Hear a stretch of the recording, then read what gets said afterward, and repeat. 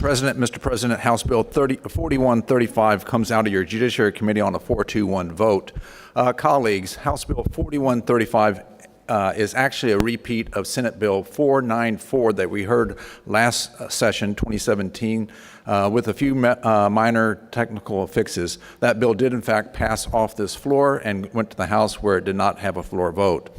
What I want to do is make certain people understand about advance directives. First and foremost, it's a voluntary process that allows for an individual who wants to have input on their end-of-life care and situations as to their wishes and beliefs of how they want to exit from their life. What we have, and I have distributed to the floor, and I'm making, which are already known as to be part of the record, 3 items that have been brought to my attention that I wanted to kind of bring to your attention. First and foremost is a opinion that I had. It's not an opinion that came from Legislative Council. It's a fact sheet that comes from Legislative Council dated February 9th. This is a fact sheet showing the existence of House Bill 4135. It goes through the history. It talks about what a advance directive is. It tells about what a House Bill 4135 will do. It also talks about what it will not do. I will be going over all of these in detail because I believe this is such an important bill for us to be setting and ensuring that the record is straight. First, what you need to know is that the very first advance directive bill that we had historically was in 1993. So it's been 25 years since we passed that legislation, and believe it or not, there's been no changes to the farm over those 25 years. This is one of the reasons why House Bill 4135 is here, that things have changed over those 25 years, and we think it's important for us to try to catch up with what's currently happening in this area of advance directives. It should be noted that this legislature, in the sense of as the Oregon legislature has been acting on this issue since 2015 with different work groups as well as bills being introduced. In 2015, Senate Bill 193, which was going to remove the advance directives from the statutes to provide greater flexibility, was introduced. In 2015, 2016, interim work group was established. Over 30 members were part of the process, and they moved forward as to what they thought was necessary through this work group, which resulted in House Bill 1552 being prepared in 2016 for that session. That bill did not move forward for multiple reasons, but then in 2016-17, during that interim, the work group continued to meet and propose Senate Bill 494, which I just addressed, that we had on the floor, and we did in fact pass out in 2017. Now, that was a building blocks based on what we heard back from Senate Bill 1552. And the reason I want to emphasize that is that I think it's important to show and demonstrate that throughout this process, the work group that we have put together with individuals from all walks of life that have different expertise and knowledge regarding life-ending decisions actually continue to work and take in information that they heard and try to improve each time that we had a bill introduced. So this now brings us to House Bill 4135. As I said, it is somewhat of a repeat, but I do want to make certain that everyone understands that we have, over the last 3 years, have had a work group that has been looking at the legislative process and working through the legislative process to try to make changes to a legislation that's been on the books for 25 years. Now, what I want to do is, when you look at the, that's on your desk, the fact sheet that came from the Legislative Council. It has a section here at the bottom of page 1, what does House Bill 4135 do? What it does, it will in fact update our advance directives as to how you appoint a health care representative. Realize that the health care representative is the individual that the person that's filling out the advance directives, who is known as the principal, as dedicated and decided to be the individual to make these decisions for him or her. The bill also provides for, and within the farm, where they can have alternative healthcare representatives announced if for some reason the original one doesn't accept it, to make it valid and effective, or that they for some reason are not able to fulfill their duties. It also, House Bill 4135 will revise the witnessing requirements. It also establishes that an Advanced Directive Rules Adoption Committee. This will be a committee of 13 individuals that have been tasked to look at and bring forward more changes as they deem necessary and appropriate to our Advanced Directive form. Now, this is one of those situations that we are giving the committee goals and purposes, missions for the committee. They are set forth in the bill.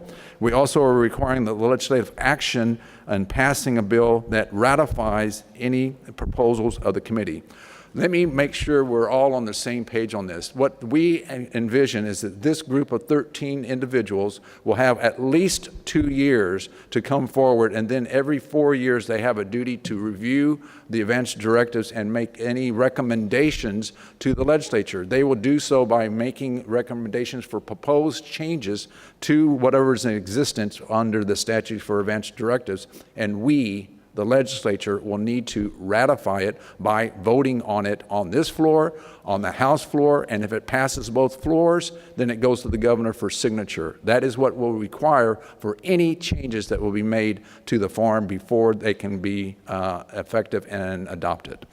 Now, what we also want to ensure is that we have addressed some of the issues that were raised during this 3-year period of working on what's known as a temporary farm. That's set forth in the bill.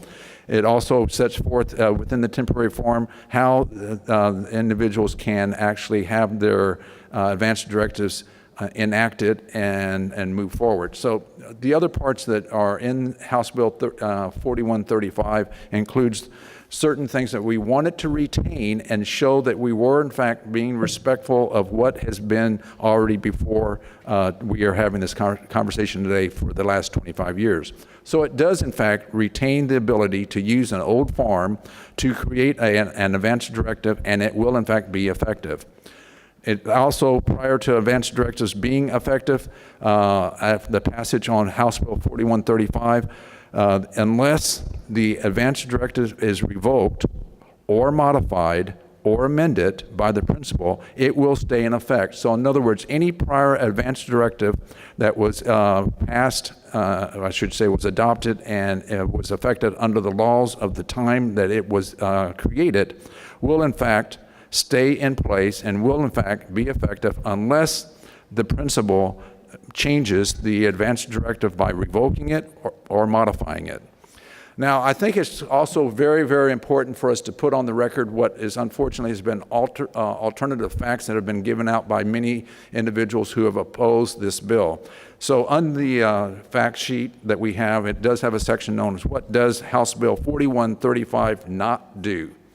And so this is what it does not do. First of all, it does not allow for the withholding of food or water from an incapacitated individual. Let me say that again, because this is one that I know many offices have been faced with, is that the bill itself does not change current law, and current law does in fact state that you cannot withhold food or water from an incapacitated person.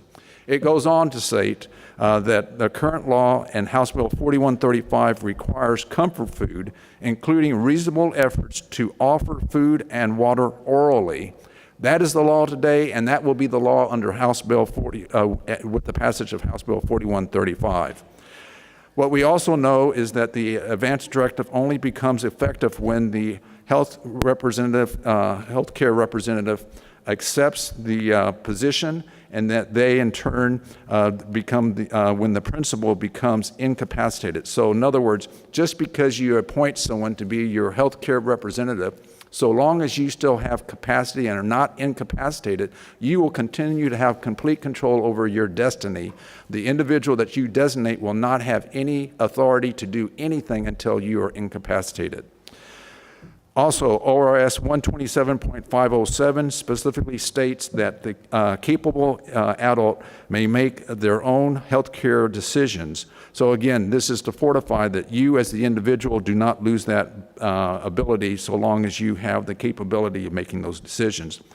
ORS 127.545 specifies and specifically states we, as the state, give differences to objections or hints of revocation to by the principal, including when they are incapacitated.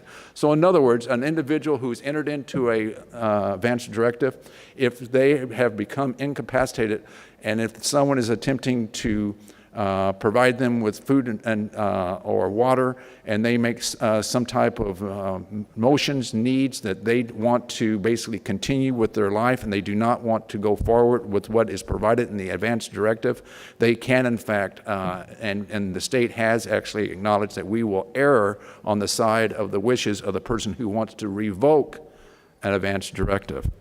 Now, the other part here is that the alternate appointment is still the same as in current law. There's been some discussion that somehow some mystery person is going to somehow become the healthcare representative for an individual, unbeknownst to the principal, and they're going to just start controlling the life and making in-life decisions without having any forethought as to what was expected or desired by the principal.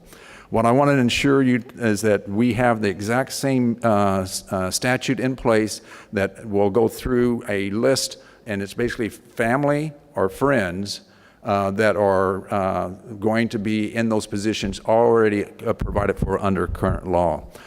So the other two things I want to ensure is that some more legislative intent is on the record, besides what I've already placed on the record from the February 9th, 2018 Legislative Council fact sheet. Well, I also want to go over two provisions or sections within House Bill 4135. Section 4 requires legislative action by passing the legislation to adopt or modify the recommendations brought forward in an advance directive by the Advance Directive Rules Adoption Committee. As I stated in my earlier part of my presentation, this is very important for all of us to understand. We made a concession last session when we had the bill 494, because at that point we were looking at using a similar procedure that's used in other areas of Oregon law and allowing the committee itself to advance forward the changes, and they would become effective if we, the legislature, chose not to have any action on that. But because of the request of one of the advocate groups that was opposing, they said that they would want, and they wanted us to require that you have a vote on any proposals that come out of the committee. That is what we did in 494, and colleagues, that is what you'll find in House Bill 4135. I chose not to divert from that. To me, it's one of those situations that I felt that that was a good policy, and I know for many individuals on this floor, they want to have a final say before we have something adopted by a committee of this nature. And so with that, the last thing I want to put on the record is regarding around Section 31, the savings clause and applicability. So colleagues, what I want to do at this point is just ensure you that Section 31 of House Bill 4135 is in fact the savings clauses.